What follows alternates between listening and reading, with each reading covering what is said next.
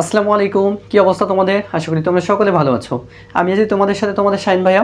তো দেখো, বোর্ডের স্ক্রিনে দেখতে পাচ্ছ কোষ বিভাজন। তো আজকে আমাদের আলোচ্য টপিক হচ্ছে কোষ বিভাজন। এর উপর কিছু এমসিকিউ সলভ করব। তো চলো আমরা দেখি। প্রথমে হচ্ছে কিছু বেসিক দেখব। দেখো, কোষ বিভাজনের মৌলিক ধারণা। আসলে কোষ বিভাজন থেকে কীরকম প্রশ্ন আসতে পারে, আমি হচ্ছে এর কিছু নমুনা তোমাদেরকে এখানে উপস্থাপন করতেছি। দেখো, জীবনের সূচনা। প্রতিটি বহুকোষী জীব যেমন মানুষ বা বটগাছ, অর্থাৎ যাদের বহুকোষী জীব কাদের বলা হয়, যার এক বা একাধিক একের অধিক কোষ নিয়ে গঠিত তারাই হচ্ছে কি বহুকোষী জীব। মানুষ, বটগাছ, জাইগোট নামক একটি একক কোষ থেকে জীবন শুরু করে। এই যে আমরা মানুষ, আমরা কি প্রথমেই কি এত বড় হয়ে গেছি মায়ের কোল থেকে, মায়ের পেট থেকে কি এত বড় হয়ে গেছি একদিনে? কখনোই না। আমরাও কিন্তু কি যখন আমরা হচ্ছে কি ভূমিষ্ঠ হই বা হচ্ছে আমরা যখন মায়ের পেটে ছিলাম, আমরাও কিন্তু এক কোষই ছিলাম। একটা কোষ থেকে আমাদের এত বড় জীবনটা শুরু হয়েছে। আজ হচ্ছে এত বড় দেহ। একটা মাত্র কোষ থেকে আমরাও আমাদের জীবনটাও কি গঠিত হয়েছে। তো দেখো, এক কোষীয় বহুকোষী জীব। এককোষী কোনগুলো? ব্যাকটেরিয়া, অ্যামিবা, ইস্ট, প্লাজমোডিয়াম, এগুলো হচ্ছে কি এককোষী। অন্যদিকে মানুষ, তিমি বা বটগাছ, এগুলো হচ্ছে কি বহুকোষী। অ্যামাইটোসিস, দেখো এটি সরল প্রকৃতির কোষ বিভাজন। প্রশ্ন হতে পারে সরল প্রকৃতির কোষ বিভাজন দেখা যায় কোথায়? অ্যামাইটোসিস, যা কি ব্যাকটেরিয়া, ইস্ট এবং নীল সবুজ শৈবালে। ব্যাকটেরিয়া, ইস্ট এবং নীল সবুজ শৈবালে অ্যামাইটোসিস প্রক্রিয়ায় কোষ বিভাজিত হয়। ওকে, এরপর মাইটোসিস কোষ বিভাজন। মাইটোসিস কোষ বিভাজন বৈশিষ্ট্য দেখো, মাইটোসিসের মাতৃকোষ ও অপত্য কোষের ক্রোমোজোম সংখ্যা এবং ডিএনএ এর পরিমাণ সমান থাকে, তাই একে সমীকরণিক বিভাজন বলা হয়। প্রশ্ন হতে পারে সমীকরণিক বিভাজন কাকে বলে? আমরা যখন এমসিকিউ সলভ করব তখন দেখতে পারবা। সমীকরণিক বিভাজন বলা হয় কাকে? মাইটোসিসকে। এটি মূলত দেহের বৃদ্ধি এবং ক্ষতস্থান পূরণে সহায়তা করে। প্রশ্ন হতে পারে ক্ষতস্থান পূরণে সাহায্য করে কোন কোষ বিভাজনটি? এটা কোনটা দেখো তো ভাইয়া, এটা হচ্ছে কি মাইটোসিস কোষ বিভাজন। ওকে, এরপরেরটা দেখি আমরা একটু। দেখো, মাইটোসিসের পর্যায়সমূহ। মাইটোসিস প্রক্রিয়াকে মূলত 5টি ভাগে ভাগ করা হয়। কয়টা ভাগে ভাইয়া? এটা হচ্ছে এমসিকিউ আসতে পারে। মাইটোসিস প্রক্রিয়াকে কয়টি ভাগে ভাগ করা হয়? এটা হচ্ছে কি এই যে প্রাথমিক অবস্থায় দেখো তো, interface, prophase, prometaphase, metaphase, এনাফেস, telophase, এই 5টি ভাগে ভাগ করা হয়। দেখো, এই যে প্রথম অবস্থায় প্রোফেস, মেটাফেস, এনাফেস, টেলোফেস এবং কি এই যে এই পাশে দেখতেছো ডটার সেল, এগুলো হচ্ছে কি ইন্টারফেস। তো দেখো এই যে ইন্টারফেস। ওকে, এই 5টা ভাগে ভাগ করা হয়। প্রাথমিক অবস্থায় দেখো এর ক্রোমোজোমগুলো কোথায় ছিল? ভিতরে ছড়ানো ছিটানো ছিল। এরপর প্রোফেজ, ইন্টারফেসে কি ছড়ানো ছিটানো ছিল। এরপর প্রোফেজে দেখো একটা ক্রোমোজোম কি এইভাবে বিভক্ত হয়ে গেছে। এরপরেরটা দেখো মেটাফেস। আচ্ছা, প্রশ্ন হতে পারে মেটাফেসে ক্রোমোজোমগুলো কোথায়? দেখো তো লম্বালম্বিভাবে থাকে, লম্বালম্বিভাবে। আর প্রোফেজে কি ছড়ানো ছিটানো থাকে। এরপর অ্যানাফেজে কোথায় থাকে ক্রোমোজোমগুলো? দেখো তো ক্রোমোজোমগুলো কি মাঝ বরাবর এবং সাইডে, দুই সাইডে থাকে। এরপর দেখো টেলোফেজেও ছড়ানো ছিটানো থাকে।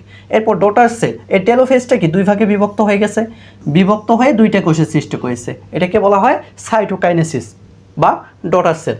ওকে, এরপর আমরা দেখি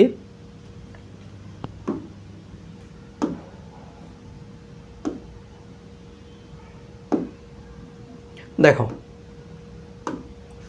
প্রোফেস ওঠে। এটি কোষ বিভাজনের একটা প্রথম ধাপটাই হচ্ছে কি প্রোফেস ধাপে কি হয়? দেখো এখানে নিউক্লিয়াস আকারে বড় হয়।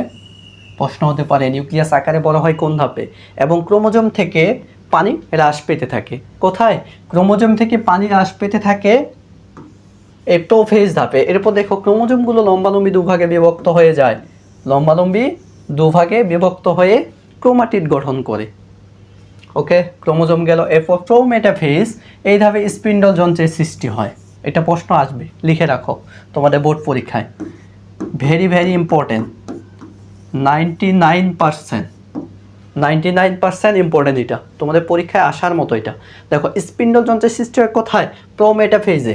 এবং প্রাণীকোষের সেন্ট্রিওল থেকে কি অ্যাস্টারে বিস্তৃত হয়, আসতে পারে, অ্যাস্টারে বিস্তৃত হয় কোথায় থেকে? প্রোমেটাফেজ। এরপর মেটাফেজ। মেটাফেজ এটা হচ্ছে সবচেয়ে বেশি কি মোটা হয়। মেটাফেজ স্পিন্ডল যন্ত্রের বিষবীয় অঞ্চলে অবস্থান করে, বিষবীয় অঞ্চলে, এবং ধাপের শেষের দিকে সেন্ট্রোমিয়ার বিভাজন শুরু হয় এবং নিউক্লিয়াসের সম্পূর্ণ কি বিলুপ্তি ঘটে যায় কোথায়? মেটাফেজে। এরপর অ্যানাফেজ, এটা থেকে একটা কোশ্চেন অবশ্যই আসবে অ্যানাফেজ থেকে। অ্যানাফেজ ক্রোমোজোমগুলো কি মেরুর দিকে অবস্থান করে এবং ইংরেজি বর্ণমালার আকৃতি ধারণ করে। অ্যানাফেজে ক্রোমোজোমগুলো ইংরেজি বর্ণমালার আকৃতি ধারণ করে।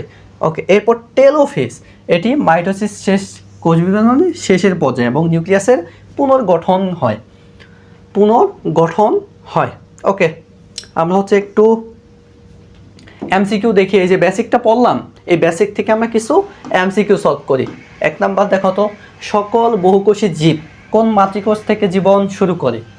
একটু আগে আমি দেখাইলাম না বেসিকে, উপরে প্রথম লাইনে ছিল যে হচ্ছে কি মানুষ এবং কি বহুকোষী জীব, বটগাছ থেকে শুরু করে সকল জীব জাইগোট নামক এককোষী জীব থেকে শুরু করে। তাহলে কি দেখো তো, সকল বহুকোষী জীব কোন মাতৃকোষ থেকে জীবন শুরু করে? জাইগোট। উত্তর কি? নিষিক্ত ডিম্বাণু, শুক্রাণু কখনোই হবে না, মাতৃকোষ না, জাইগোট থেকে। কোথা থেকে? জাইগোট। এরপরেরটা দেখি আমরা, নিচের কোনটি এককোষী জীব? এককোষী, একটি মাত্র কোষ দ্বারা গঠিত, একটি মাত্র কোষ দ্বারা গঠিত। কেঁচো? না। মানুষ তো অনেক কোষ, প্রায় 30 ট্রিলিয়ন কোষ দ্বারা গঠিত মানুষের দেহ। ওকে, এরপর দেখো চিংড়ি, এটা তো হবেই না, চিংড়ির দেহ কি অনেক বড়, কিন্তু এককোষী না।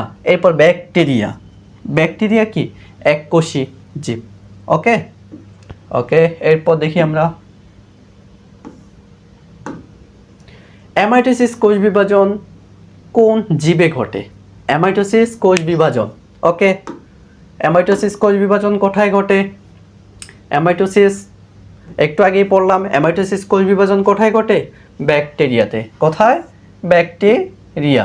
ওকে, এরপর দেখি আমরা, ইস্টে কোন ধরনের বিভাজন দেখা যায়? ইস্টে কোন ধরনের বিভাজন দেখা যায়? Mitosis, meiosis, amitosis, cytokinesis. ইস্টে হচ্ছে কি অ্যামাইটোসিস, মনে রাখবা, অ্যামাইটোসিস। ওকে, এরপর এখানে দেখো তো, একটা চিত্র দেখতে পাচ্ছ। আচ্ছা, এখানে দেখতে পাচ্ছ চিত্রে এক্স এর ক্রোমোজোম সংখ্যা 16 হলে এবং পূর্ণ বিভাজন দুবার হলে X2 তে ক্রোমোজোম সংখ্যা কত? আচ্ছা, এটা মনে রাখবা, যদি X এ 16 হয় এবং দুইবার যদি বিভাজন হয়, পূর্ণ বিভাজন যদি দুইবার হয়, তাহলে কি এই 16টাই হবে X2 তে, X2 তেও 16টা হবে। তাহলে 16টা কত? ক নাম্বার। ওকে, আচ্ছা, এরপর দেখো, সাইটোকাইনেসিসের পূর্বে কোনটি ঘটে? সাইটোকাইনেসিসের পূর্বে আমাদের কি ছিল? 5টা ছিল, prophase, prometaphase, metaphase, anaphase, telophase. Anaphase এবং কি টেলোফেজ, এরপর কি সাইটোকাইনেসিস। তাহলে পূর্বে কোনটা ঘটবে? টেলোফেজ। পূর্বে কোনটা ঘটবে? টেলোফেজ।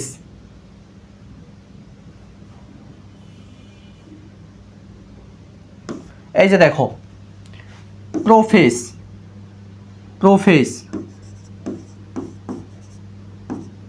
প্রোমেটাফেজ,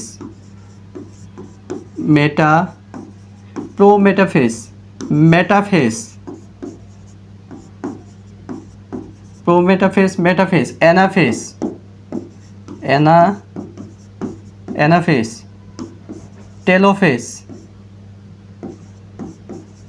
টেলোফেজ, এরপর আছে সাইটোকাইনেসিস। হ্যাঁ, সাইটোকাইনোসিস। ওকে, তাহলে সাইটোকাইনেসিসের পূর্বে মানে কি আগে? দেখো তো, সাইটোকাইনেসিসের আগে কি আছে? টেলোফেজ। এই যে টেলোফেজ, এটা মনে রাখো সিকোয়েন্স, এরপরে কোশ্চেনটাও এরকম। ওকে, এরপর বলছে সাইটোকাইনেসিসের পরে কোনটি? সাইটোকাইনেসিসের পরে আগে কি দেখলাম? আগে দেখলাম কোনটা?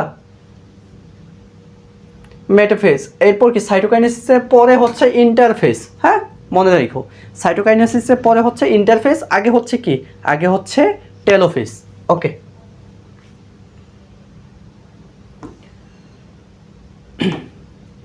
এরপর আমরা কিছু বেসিক পড়ি, এরপর হচ্ছে এমসিকিউ আলোচনা করব। দেখো কোষ বিভাজন।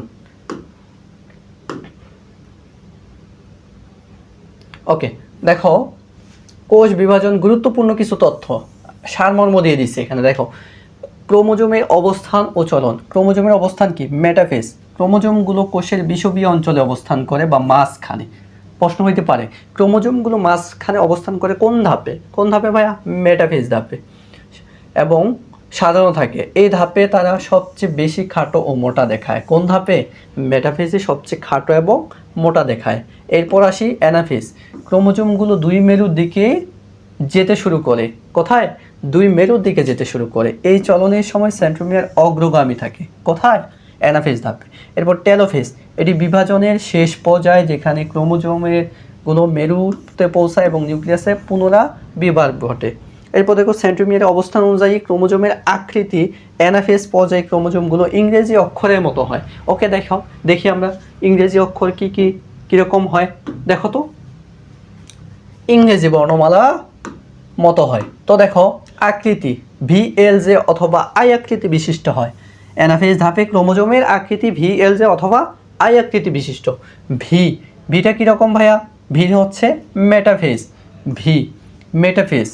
সাবমেটাফেজ অ্যাক্রোসেন্ট্রিক এবং টেলোসেন্ট্রিক। মেটাফেজ না, সরি। ওকে, দেখো VLJ অথবা আই আকৃতি বিশিষ্ট হয়। ভিতে হচ্ছে মেটাসেন্ট্রিক। মেটা মাঝে। মেটা কোথায়? মাঝে অবস্থান করে, সেন্ট্রোমিয়ারের মাঝে অবস্থান করে মেটা। ওকে, এরপর সাবমেটাসেন্ট্রিক। মাঝের একটু পাশে অবস্থান করে। ওকে, এরপর অ্যাক্রোসেন্ট্রিক। অ্যাক্রো হচ্ছে প্রান্তের কাছাকাছি অবস্থান করবে, এবং টেলোসেন্ট্রিক এটা একদম প্রান্তে অবস্থান করবে। তাহলে এই যে আকৃতিগুলো হচ্ছে, এগুলো কোথায় হচ্ছে? অ্যানাফেজ ধাপে। তাহলে প্রশ্ন হতে পারে যে হচ্ছে ভি এর আকৃতি কীরকম? ভি এর আকৃতি কি? মেটাসেন্ট্রিক। এল এর আকৃতি কীরকম? সাবমেটাসেন্ট্রিক। জে এর আকৃতি কীরকম? অ্যাক্রোসেন্ট্রিক। এবং আই এর আকৃতি টেলোসেন্ট্রিক। তোমার এমসিকিউ হতে পারে। তো চলো দেখি আমরা কিছু এমসিকিউ সলভ করি। দেখো তো, কোষ বিভাজনের কোন ধাপে পানি হ্রাস পায়? কোন ধাপে পানি হ্রাস পায়? একটু আগে আমরা পড়লাম না? দেখো তো ভাইয়া, পানি হ্রাস পায় কোথায়? দেখো তো, এই যে পানি যুক্ত হয়, পানি বের হয়ে যায়, ফলে তারা কি স্পষ্ট হয়। তাহলে কি পানি যদি বের হয়ে যায়, এটা কি? পানি যদি বের হয়ে যায়, পানি বিয়োজন হচ্ছে, পানি বের হয়ে যাচ্ছে, তাহলে কোন ধাপে? প্রোফেজ ধাপে। প্রোফেজ ধাপে কি পানি হ্রাস পাচ্ছে? দেখো তো, এই যে, তাহলে কোথায়? এই যে প্রোফেজ। কোথায়? প্রোফেজ ধাপে কি পানি হ্রাস পাচ্ছে। ওকে, এরপর দেখো তো, কোন ধাপে নিউক্লিয়াস আকারে বড় হয়? নিউক্লিয়াস আকারে বড় হয়। কোন ধাপে নিউক্লিয়াস আকারে বড় হয়? দেখো এখানে আমি দেখাই দিচ্ছি। এই যে দেখো তো, এতে নিউক্লিয়াস আকারে বড় হয়। এই যে নিউক্লিয়াস আকারে বড় হয় কোথায়? প্রোফেজ ধাপে নিউক্লিয়াস আকারে বড় হয় এবং কি পানি হ্রাস পেতে থাকে, পানি হ্রাস পেতে থাকে। তাহলে দেখো, এই যে কোন ধাপে নিউক্লিয়াস আকারে বড় হয়? তাহলে বুঝতেই পারছো, এই যে প্রোফেজ ধাপে। এরপর স্পিন্ডল যন্ত্র সৃষ্টি হয় কোথায়? স্পিন্ডল যন্ত্র সৃষ্টি হয় কোথায়? প্রোমেটাফেজে।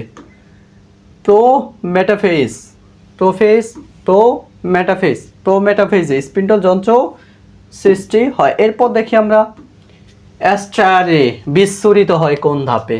অ্যাস্ট্রারে বিচ্ছুরিত, এটা কি আবার দেখাবো আমি উপরে গিয়ে? দেখো তো, এই যে দেখো প্রোমেটাফেজ অ্যাস্ট্রারে বিচ্ছুরিত হয়। প্রোমেটাফেজে অ্যাস্ট্রারে বিচ্ছুরিত হয়। তাহলে দেখো, এই যে অ্যাস্ট্রারে বিচ্ছুরিত হয় কোথায়? প্রোমেটাফেজে। কোথায় ভাইয়া? প্রোমেটাফেজ, অ্যাস্ট্রারে, প্রোমেটাফেজে। এরপর দেখি আমরা কি আছে। মাইটোসিস কোন ধাপে সেন্ট্রোমিয়ারে বিভাজন শুরু হয়? মাইটোসিসের কোন ধাপে সেন্ট্রোমিয়ারে বিভাজন শুরু হয়? কোথায় ভাইয়া? মাইটোসিসের কোন ধাপে সেন্ট্রোমিয়ারের বিভাজন শুরু হয়? বিভাজন শুরু হয় কোথায়? প্রো মেটাফেজে। Prometaphase. এরপর পরেরটা দেখো, নিউক্লিয়াসের সম্পূর্ণ বিলুপ্তি ঘটে কোথায়? নিউক্লিয়াসের সম্পূর্ণ বিলুপ্তি ঘটে কোথায়? সম্পূর্ণ বিলুপ্তি ঘটে নিউক্লিয়াসের প্রো মেটাফেজে। এরপরেরটা দেখো, কোষ বিভাজনের কোন ধাপে ক্রোমোজোমগুলো দুই মেরু মাঝখানে অবস্থান করে? কোথায়? অ্যানাফেজে। দুই মেরু মাঝখানে অবস্থান করে কোথায়? অ্যানাফেজে। এরপর দেখো, কোন পর্যায়ে সেন্ট্রোমিয়ারগুলো বিষুবীয় অঞ্চলে অবস্থান করে? কোন পর্যায়ে সেন্ট্রোমিয়ারগুলো বিষুবীয় অঞ্চলে প্রবেশ করে? অর্থাৎ হচ্ছে বিষুবীয় অঞ্চলে প্রবেশ করে হচ্ছে কোথায়? প্রো মেটাফেজে। ওকে,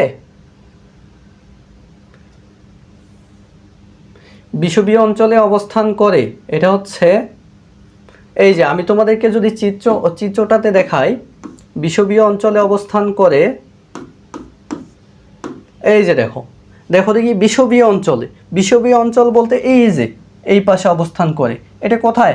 অ্যানাফেজে। হ্যাঁ, তাহলে আমাদের কোথায়? অ্যানাফেজে অবস্থান করে।